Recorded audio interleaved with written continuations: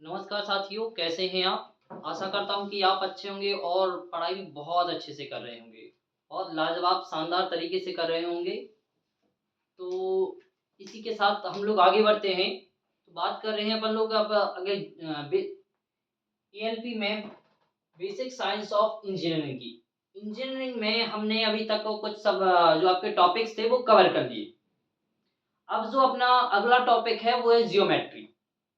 Geometry यानी आपको अब कवर करना है, क्योंकि ज्योमेट्री से भी बहुत सारे क्वेश्चन पूछे गए हैं आपके प्रीवियस ईयर में। तो हम लोग पहले ज्योमेट्री की जो थ्योरी है पहले उसको कवर करेंगे, और उसको कवर करने के बाद हम अभी तक जो जियोमेट्री से पूछे गए सवाल हैं या उनसे जो पूछे गए क्वेश्चंस हैं फिर उनको कवर करेंगे। तो सबसे पहले थ्योरी की तरफ बढ़ते हैं। तो थ्योरी को देख लीजिए कि आपकी ज्योमेट्री की क्या क्या पूछा जाता है, कैसे क्लियर। तो आगे बढ़े तो सबसे पहले बात करते हैं लाइंस यानी रेखा। रेखा या फिर क्या कहेंगे, लाइन।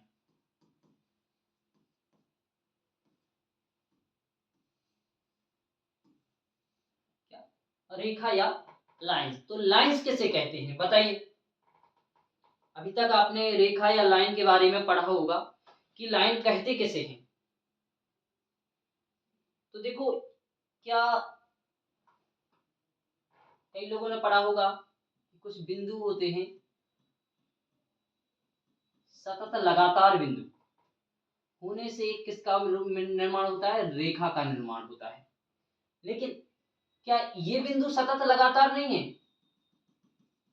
ये तो ये भी तो सतत लगातार बिंदु हैं। जब आपके सामने बिंदु दिख रहे हैं तो ये भी सतत लगातार बिंदु ही हैं। जैसे ये आपका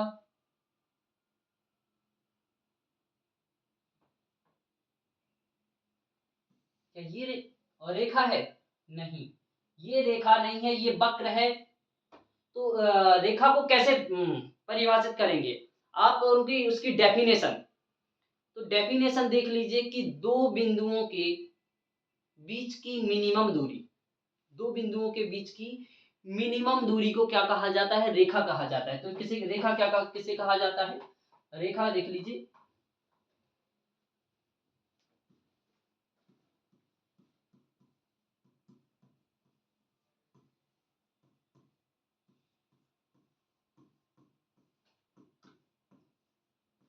दो बिंदुओं के बीच की दूरी को और रेखा कहा जाता है। क्या कहा जाता है? दो बिंदुओं के बीच की दूरी को क्या कहा जाता है? और रेखा कहा जाता है। आप या दो बिंदुओं के बीच की दूरी या लंबाई कह सकते हो उसे। क्या कह सकते हैं इसे? लंबाई यानी लेंथ को क्या कहा जाता है? रेखा कहा जाता है। अब अगर इसे ही आप कोई दो बिंदु हैं, जैसे ये देख लीजिए,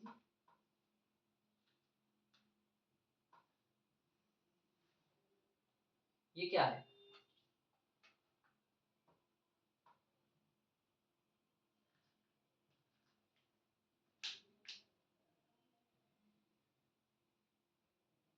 ये क्या है? ये आपके दो बिंदु हैं। एक बिंदु ये हो गया और एक बिंदु ये हो गया, यानी ये दो बिंदुओं के बीच की मिनिमम दूरी। अब ये दूरी ऐसे भी तो हो सकती थी कि नहीं? ये दूरी भी तो हो सकती थी, लेकिन बात हो रही है मिनिमम की, दो बिंदुओं के बीच की दूरी। ये सॉरी, यहाँ पे थोड़ा सा मिस्टेक हो गया। तो यहाँ पे दो बिंदुओं की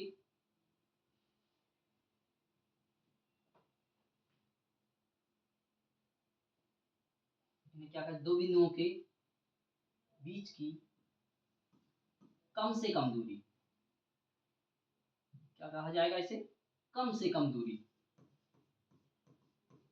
कम से कम दूरी, कम से कम लंबाई लिख लीजिए, चलो कम से कम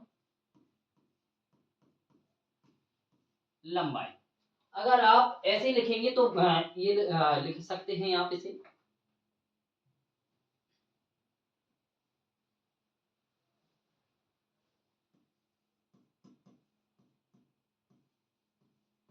मिनिमम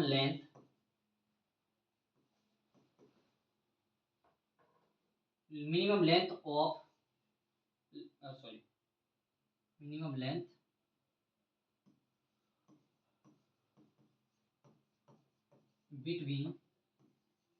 बिटवीन ऑफ 2 पॉइंट।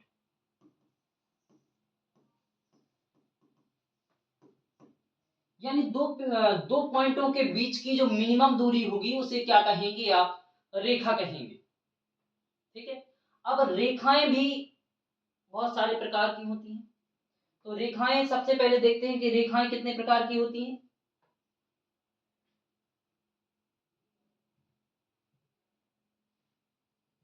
कितने प्रकार की होती है रेखाएं? तो रेखाओं का पहला प्रकार देखा जाए तो ये रहा रेखाओं के पहले प्रकार की बात, ये फर्स्ट प्रकार। फर्स्ट में आपकी समांतर रेखाएं, कौन सी?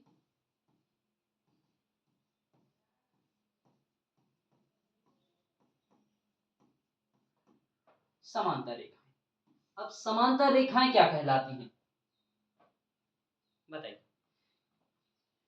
समांतर रेखाएं ऐसी रेखाएं जब दो रेखाओं के बीच की दूरी जितनी लंबाई तक वो जाएं समान बनी रहे। कितनी बनी रहे?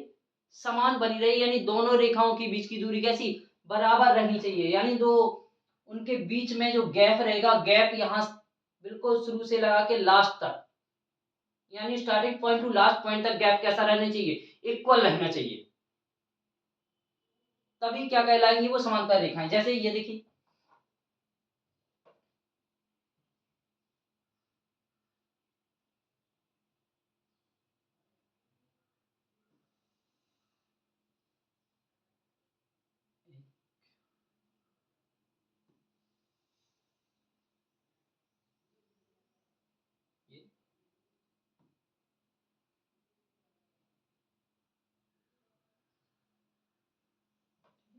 ये आपका क्या हो गया।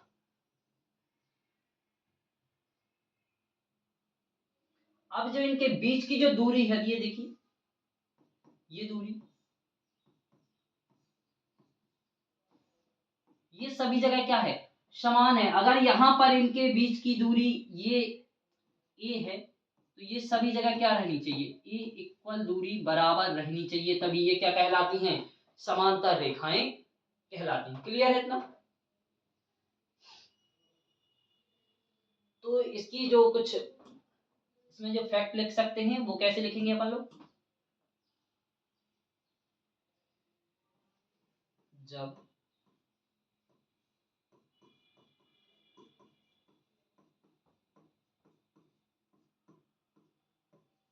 दो रेखाओं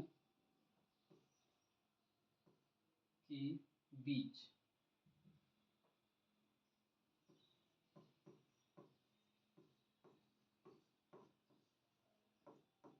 दूरी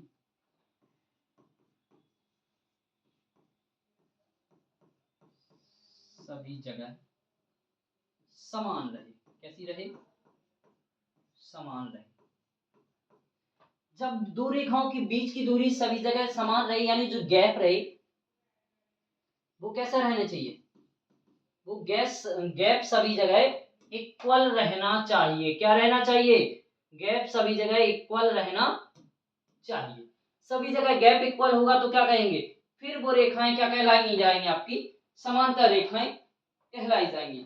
यानी जो लाइंस के बीच गैप रहना चाहिए वो कैसा रहना चाहिए, गैप गैप सभी जगह समान।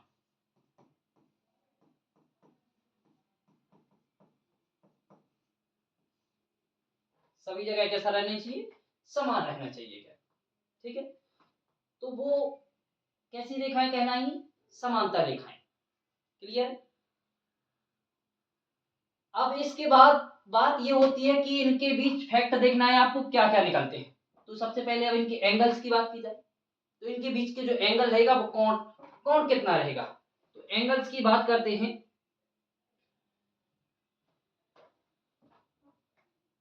रेखाओं के बीच कोण, यानी रेखाओं के बीच कोण,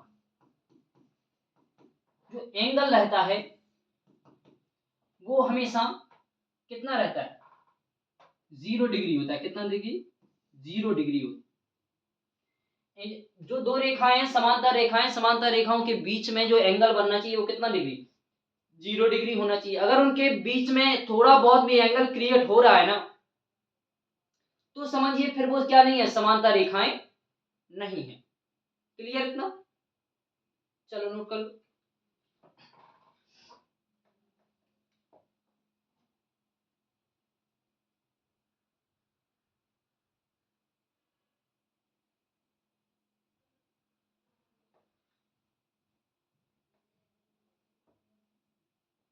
हो गया, आगे बढ़ते हैं अगले पॉइंट की तरफ।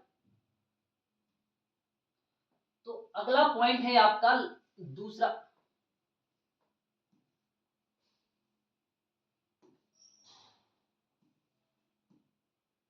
लंबवत रेखाएं। कौन सी रेखाएं, लंबवत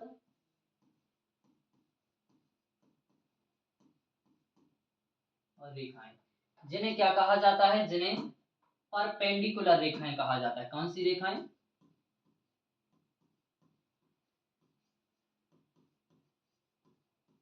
परपेंडिकुलर लाइंस। ठीक है, क्या कहा जाता है, परपेंडिकुलर लाइंस। अब परपेंडिकुलर लाइंस क्या है, तो देखिए ये आपके सामने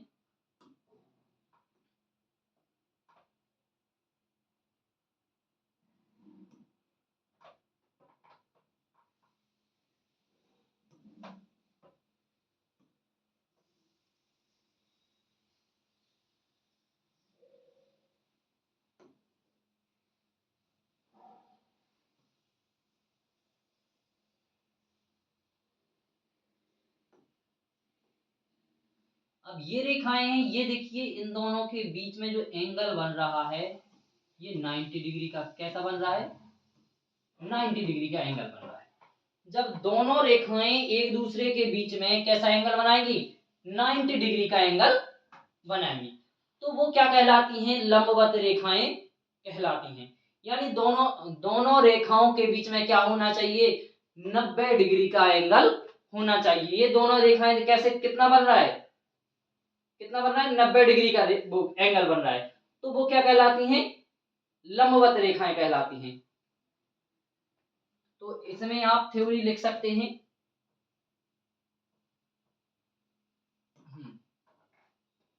जब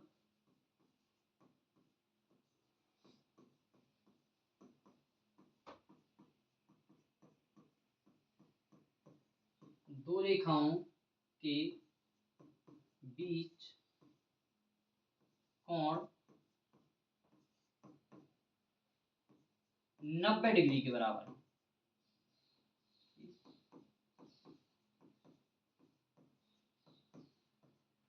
जब 90 डिग्री के 90 डिग्री के इक्वल होगा तो वो क्या रेखाएं क्या कहलाएंगी, वो रेखाएं आपकी क्या कहलाएंगी, लंबवत रेखाएं कहलाएंगी, यानी परपेंडिकुलर लाइंस कहलाएंगी। यानी हमेशा जब भी ये रेखाएं एक दूसरे को प्रतिच्छेदित करें या एक दूसरे को जब भी काटें तो इनके बीच में कितना, 90 डिग्री का एंगल बनना चाहिए। क्लियर है साथियों, तो नोट कर लीजिए इसे।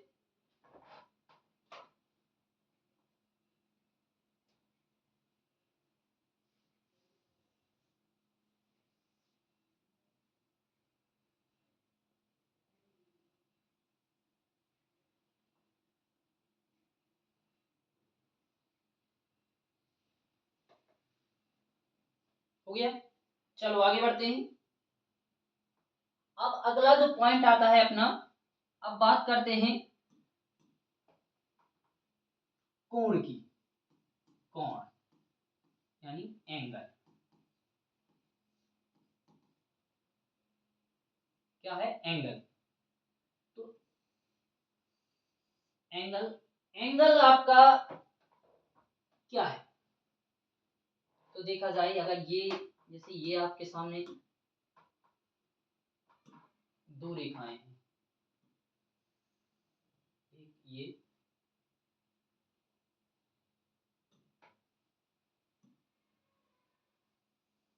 और एक ये, तो इनके बीच में ये जो झुकाव है, दो रेखाओं के बीच में झुकाव को क्या कहा जाता है? एंगल कहा जाता है। क्या कहा जाता है? दो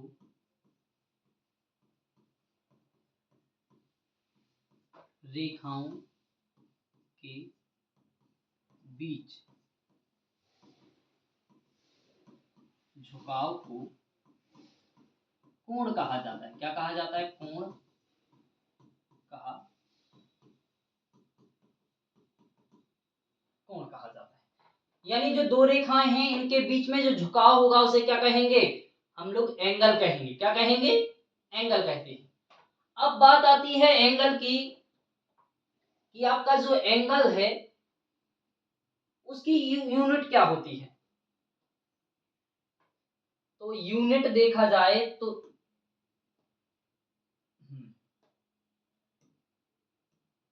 यानी मात्रक देखा जाए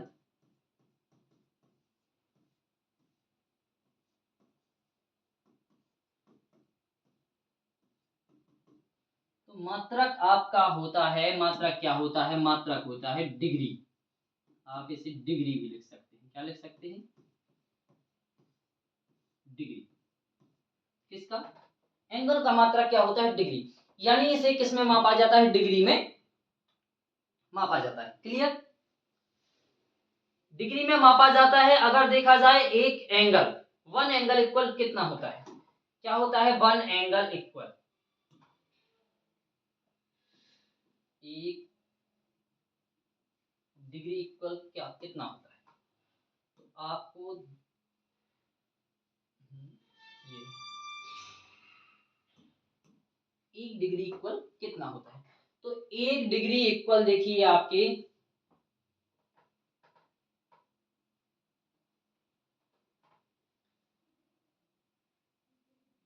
तो इसे लिखते हैं किसी 360 हिस्सों में बटे सर्किल, सर्किल या वृत्त की दो लगातार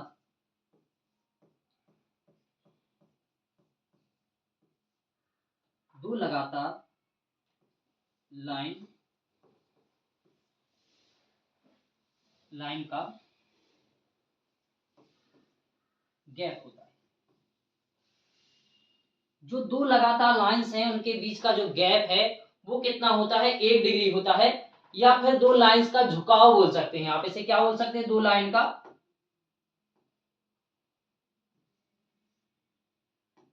दो लाइन का झुकाव कह सकते हैं। दो लाइंस के झुकाव को क्या कहते हैं? एक डिग्री। यानी ये एक डिग्री के बराबर होगा। जैसे अगर ये आपके सामने दिख रहा है, ये एक क्या है?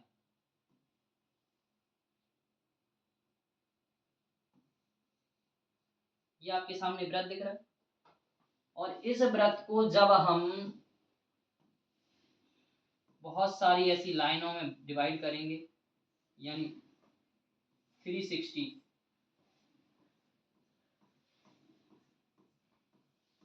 तो ये लाइनों की जब संख्या कितनी हो जाएगी? 360 हो जाएगी ना ये लाइंस। तो 360 में ये दो रेखाएं लगातार, जो लगातार दो रेखाएं होंगी, उन लगातार दो रेखाओं के बीच का जो झुकाव होता है, ये लगातार, ये दो रेखाएं लगातार, दो रेखाओं के बीच का झुकाव कितना होता है? एक डिग्री होता है। क्लियर? तो नोट कर लीजिए इसे।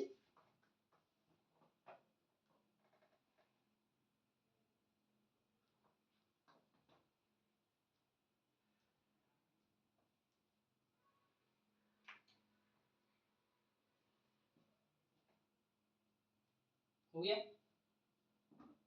तो आगे बढ़ते हैं इसी के साथ। अब बात आती है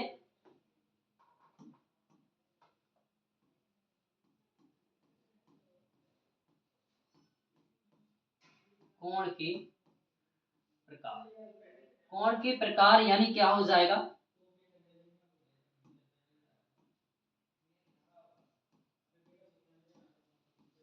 टाइप ऑफ एंगल। क्या हो जाएगा, टाइप ऑफ एंगल, यानी कोण के प्रकार कितने हैं। अब बात आ रहती है कोण की, ठीक है। तो कोण कितने प्रकार के होते हैं।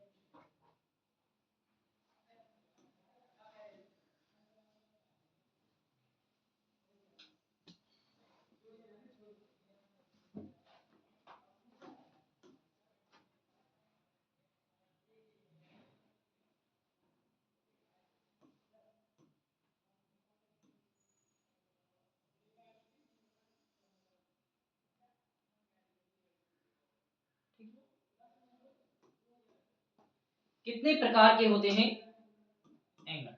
अब इनकी बात करते हैं, तो सबसे पहला जो एंगल है वो देखिए, एक फर्स्ट टाइप,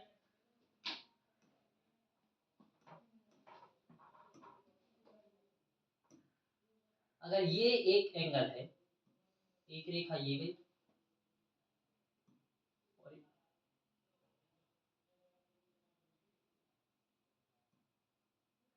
एक रेखा ये गई, तो इनके बीच में ये झुकाव रहेगा, ये वाला। तो जो पहला टाइप है वो है आपका न्यून कोण। क्या है आपका, न्यून कोण। अब न्यून कोण क्या कहलाता है, तो देखिए ऐसा एंगल जहां पर रेखाओं का जो झुकाव होगा वो आपका 0 डिग्री से तो अधिक होगा और 90 डिग्री से क्या होगा, कम होगा। यानी 90 डिग्री इससे क्या होना चाहिए, छोटा होना चाहिए, और 0 डिग्री से बड़ा होना चाहिए। क्लियर है। तो देखते हैं इसकी जो वैल्यू है, ये देखा जाए, ये फर्स्ट टाइप का है एंगल। तो फर्स्ट क्या है, इसे न्यून कोण बोलते हैं। क्या बोलते हैं, न्यून कोण।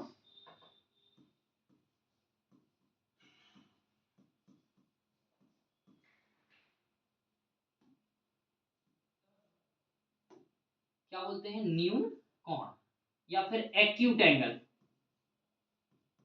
एक्यूट एंगल क्या कहा जाता है, एक्यूट एंगल। अब ये होता कितना है, तो देखिए ये 0 डिग्री से तो क्या होता है, 0 डिग्री से तो बड़ा रहता है, ठीक है। 0 डिग्री से क्या रहता है, बड़ा रहता है थीटा, और 90 डिग्री से क्या रहता है, छोटा रहता है। 0 डिग्री से बड़ा रहेगा और आपके 90 डिग्री से क्या रहेगा, छोटा रहेगा। ये क्या कहलाता है, इसे कहते हैं न्यून कोण, यानी एक्यूट एंगल। क्लियर। अब बात करते हैं दूसरे प्रकार की। तो जो दूसरा प्रकार का आपका एंगल है, वो दूसरे प्रकार का एंगल ये है,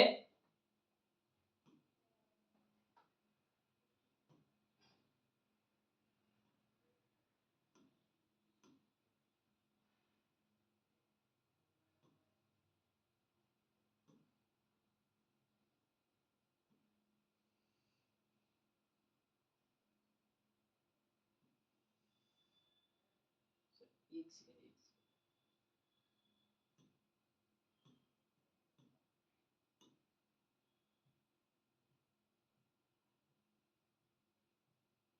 ये दोनों आपके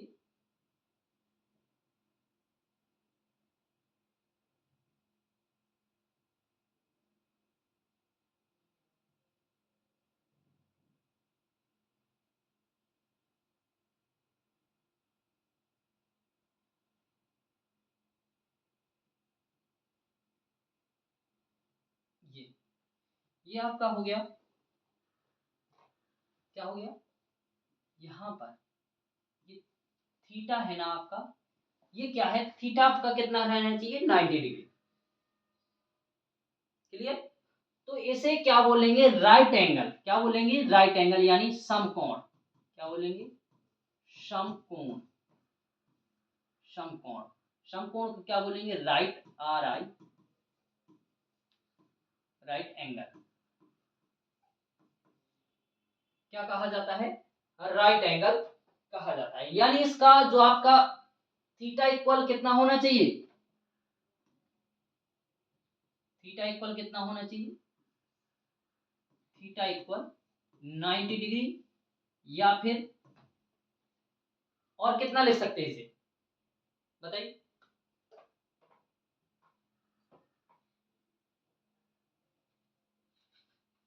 तो इसे पाई बाई 2 भी लिख सकते हैं। कितना लिख सकते हैं, पाई बाई 2 भी लिख सकते हैं। इसकी वैल्यू इतनी होनी चाहिए। क्लियर है इतना। यानी पहला जो आपका हो गया वो क्या हो गया, न्यून कोण, इसका इसकी वैल्यू यानी 0 से अधिक होगी और 90 डिग्री से कम होगी। दूसरा है आपका समकोण यानी राइट एंगल। तो राइट एंगल में क्या होगा, राइट एंगल में आपका थीटा की वैल्यू आपकी 90 डिग्री होनी चाहिए। क्लियर।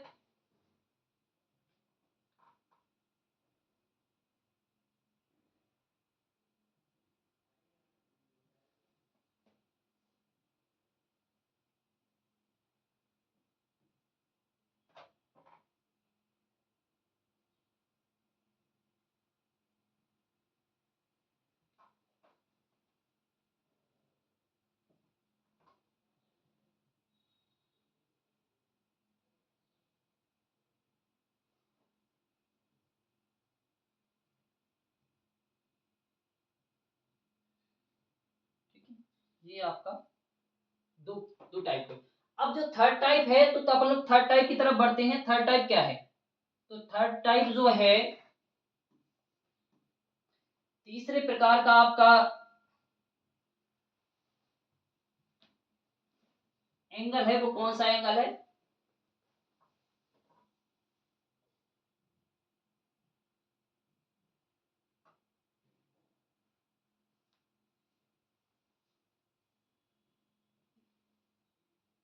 ये बात। यानी कितना होना चाहिए, ये जो थीटा है, थीटा, इसे बोलते हैं अधिक कोण। क्या बोलते हैं,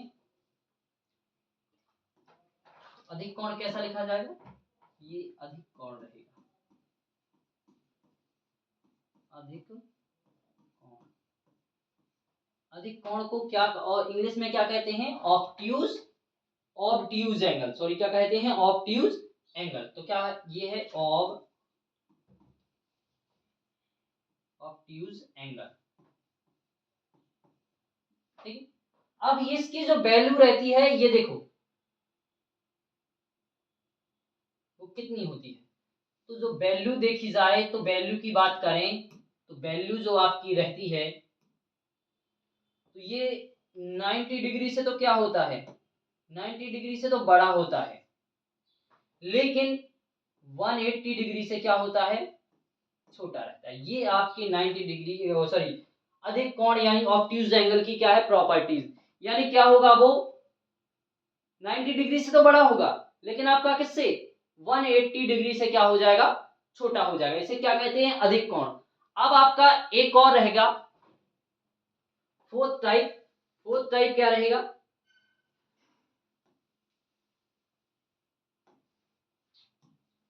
जैसे ये हो गया,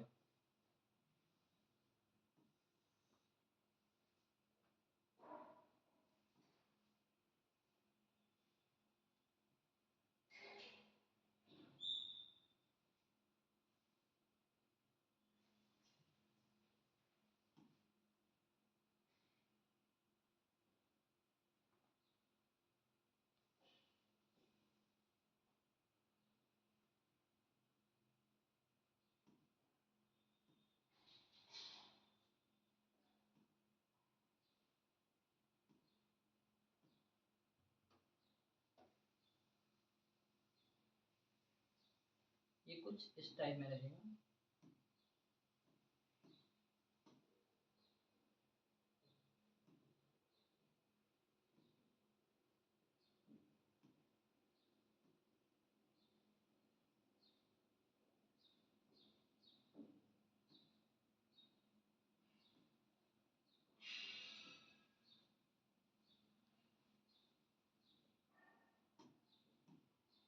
चलो ये देखो, ये आपका यहां से अगर मान के चलो ये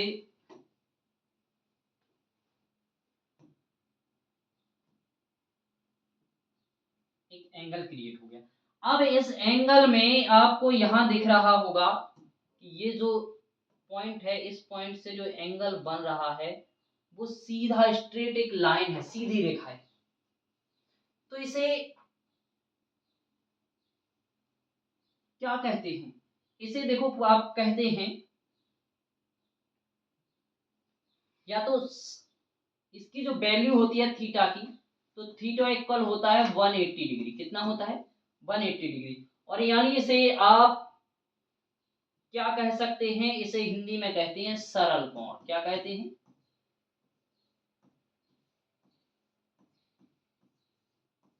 सरल कोण। तो ये जो सरल कोण होता है, सरल कोण की जो वैल्यू होती है वो थीटा की कितनी होती है? 180 डिग्री। अगर इंग्लिश में देखा जाए तो इंग्लिश में इसे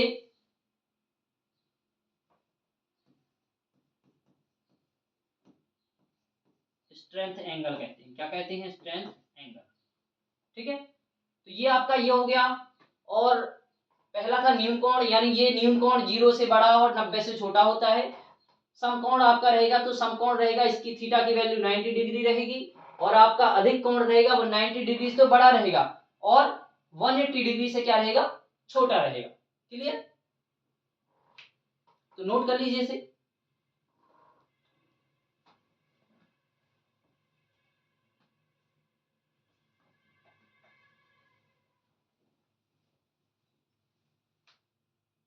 हो गया?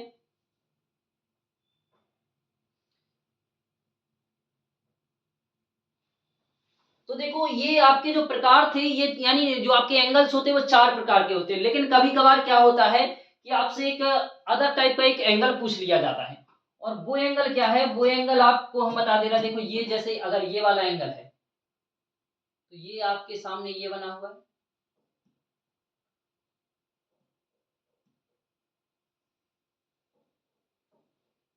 ये बना हुआ है। ठीक है, अब यहां आपका एंगल बन गया। तो ये जो एंगल होता है ये यहां से यहां तक, ये अंदर का छोड़ के ये लोग बाहर का पूछ लेते। तो इस बाहर वाले एंगल को क्या कहा जाता है? ये अगर पांचवा टाइप देख रहे हैं अपन लोग तो इसको बोला जाता है रिफ्लेक्स एंगल। क्या कहा जाता है? Reflex, reflex angle. क्या कहा जाता है? Reflex angle. और हिंदी में बृहत, बृहत कोण। क्या कहा जाता है? बृहद कोण कहा जाता है। ठीक है, तो ये जो बृहद कोण होता है ये आपका देखो कितना होता है। अगर इसकी प्रॉपर्टीज देखी जाए तो प्रॉपर्टीज क्या रहेगी?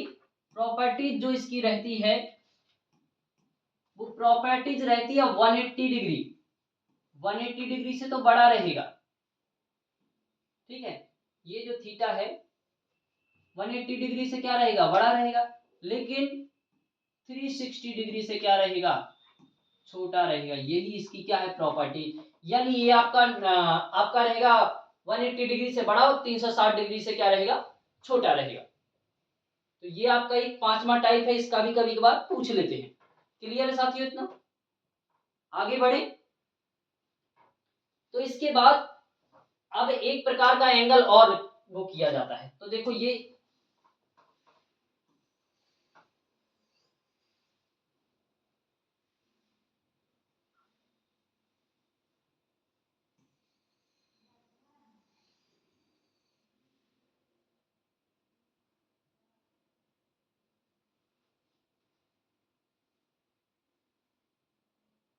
हो।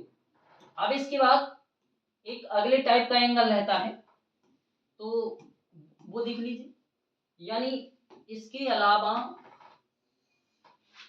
अलावा भी कुछ महत्वपूर्ण एंगल्स हैं। जैसे कुछ यहाँ लिख सकते हैं,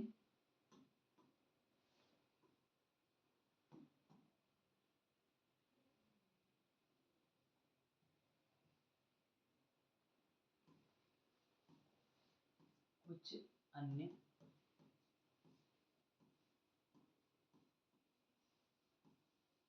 महत्वपूर्ण, कुछ अन्य महत्वपूर्ण परिभाषाएं।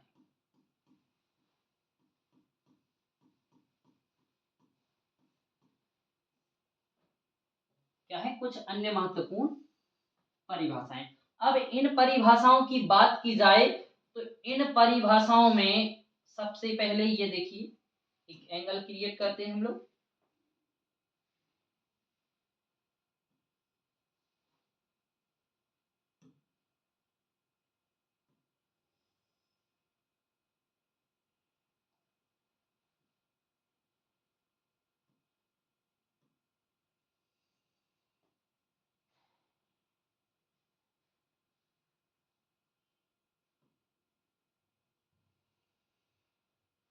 ये एंगल, तो ये जो आपका मान के चलो ये लगातार दो एंगल हैं, तो इन एंगल्स को,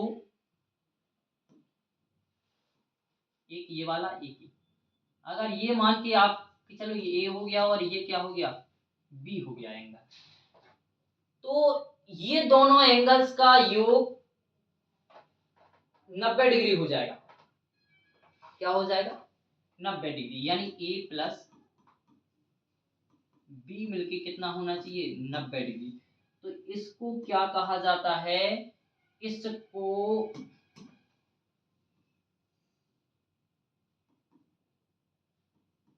पूरक कोण कहा जाता है।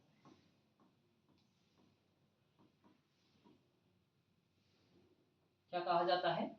पूरक कोण कहा जाता है। यानी इसे अगर दो किसी भी दो एंगल्स का योग कितना हो जाएगा? 90 डिग्री हो जाएगा, तो उसे क्या कहा जा जाएगा? पूरक कोण कहा जाएगा। ठीक है। अगर देखा जाए इंग्लिश में से कॉम्प्लीमेंट्री, तो क्या कहते हैं? इंग्लिश में से कॉम्प्लीमेंट्री एंगल कहते हैं। कॉम्प्लीमेंट्री एंगल, कॉम्प्लीमेंट्री क्या कहते हैं? एंगल कहते हैं। क्लियर? तो नोट कर लीजिए। अगर देखिए जैसे मान के चलो, यहां पर थोड़ा सा और देख लीजिए, अगर यहां आपका एक एंगल की वैल्यू, जैसे ए की वैल्यू 30 दी गई है, तो बी की आपकी आपसे पूछा जाएगा बी, इसका कॉम्प्लीमेंट्री एंगल कितना होगा? अगर एक एंगल की वैल्यू 30 है, तो दूसरी जो आपकी कॉम्प्लीमेंट्री एंगल होगा, ए 30 का कॉम्प्लीमेंट्री एंगल कितना होगा? यानी ए 30 का पूरक कोण, पूरक कोण, तो पूरक कोण कितना होगा? तो पूरक आपका ये हो जाएगा ए plus B equal 90 degree.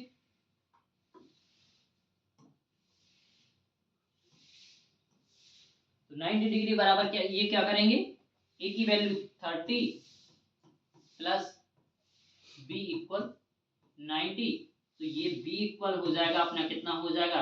90 minus 30, तो क्या हो जाएगा? 60। यानी ये आपका क्या होगा? कॉम्प्लीमेंट्री एंगल होगा। ये 30 का कॉम्प्लीमेंट्री एंगल कितना होगा? 60, और 60 का कॉम्प्लीमेंट्री एंगल कितना होगा? 30। क्लियर है साथियों? नोट कर लीजिए इसे।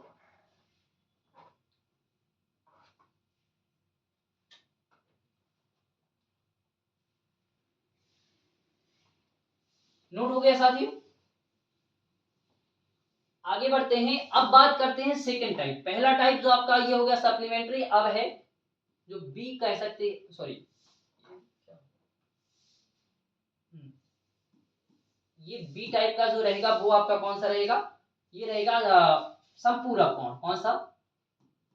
संपूरक, संपूरक कोण, यानी सप्लीमेंट्री,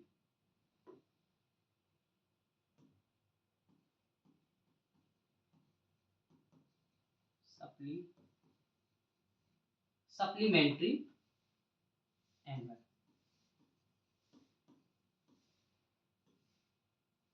क्या कहते हैं? Supplementary angle. अब सप्लीमेंट्री एंगल कहलाते क्या है? चलो वो देखते हैं। तो सप्लीमेंट्री एंगल के लिए जैसे मान के चलो ये आपकी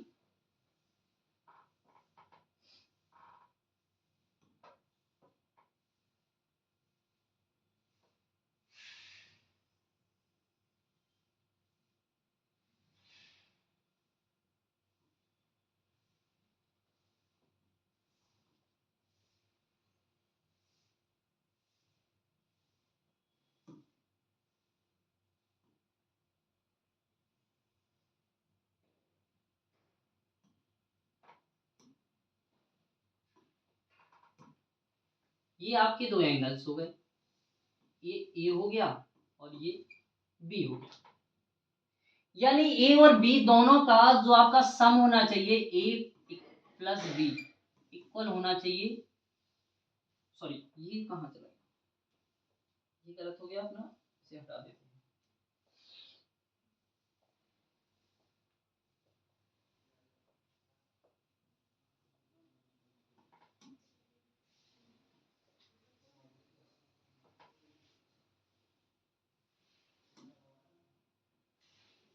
ये ए और बी होना चाहिए। ए और बी का क्या हो जाएगा, अगर ए और बी आपके रहेंगे तो ए और बी का जो एक सम होना चाहिए, योग होना चाहिए, वो कितना होना चाहिए, 180 डिग्री होना चाहिए। यानी दोनों जो दोनों कोण हैं, इन दोनों कोणों को मिलाकर क्या होना चाहिए, इनका योग 180 डिग्री होना चाहिए। तो 180 डिग्री के लिए अगर आपको एक कोण जैसे दिया है तो इसको क्या बोलते हैं, सप्लीमेंट्री या फिर सप्लीमेंट्री एंगल या संपूरक एंगल कहते हैं। अब देखा जाए तो इसमें पूछा जाए कि इसका, जैसे ये आपके सामने दिया है कि ए यदि यदि ए इक्वल कितना है 70 डिग्री है, तो इसका सप्लीमेंट्री एंगल कितना होगा, समपूरक समपूरक कोण, संपूरक कोण एंगल कितना होगा। तो इसे देखिए आप, संपूरक एंगल फाइंड कैसे करेंगे, ये देखिए ए प्लस बी इक्वल 180 डिग्री, तो ये आपका 70 है ना, तो यहाँ 70 आ जाएगा और प्लस वी इक्वल 180 डिग्री। अब इसको क्या करेंगे, इसको माइनस कर देंगे तो बी इक्वल क्या हो जाएगा, बी इक्वल हो जाएगा 180 माइनस 70 इक्वल 110। तो ये आपका क्या हो जाएगा, ये आपका सप्लीमेंट्री एंगल, सप्लीमेंट्री यानी संपूरक कोण कितना हो जाएगा 110। क्लियर है साथी। इसके बाद एक और रह जाता है आपका एक छोटा सा,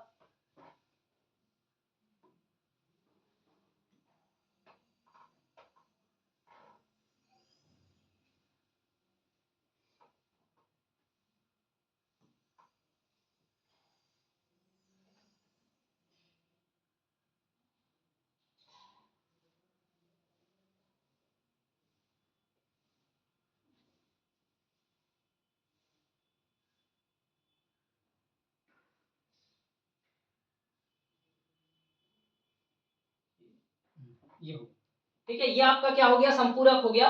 अब इसके बाद एक और एंगल्स आता है, वो आपका क्या है, वो देखिए